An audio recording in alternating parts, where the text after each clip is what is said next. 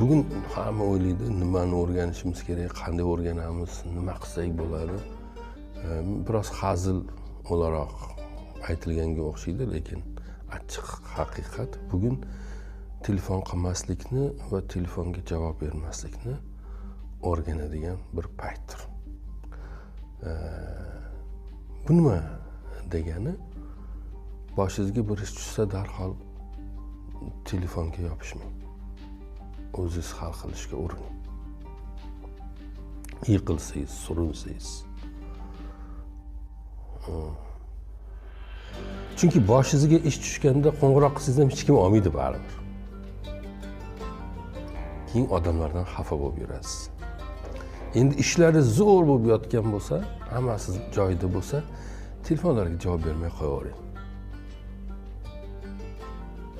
Ko'p hollarda to'xtovsiz jiringlayotgan telefonlar u telefon egasini yiqilishi bilan ovozlari o'chadi. O'shaning uchun nima qilaman endi siz oila. Oila. Do'stlar, jigarlar. Sizni sizligingiz uchun yaxshi ko'rganlar.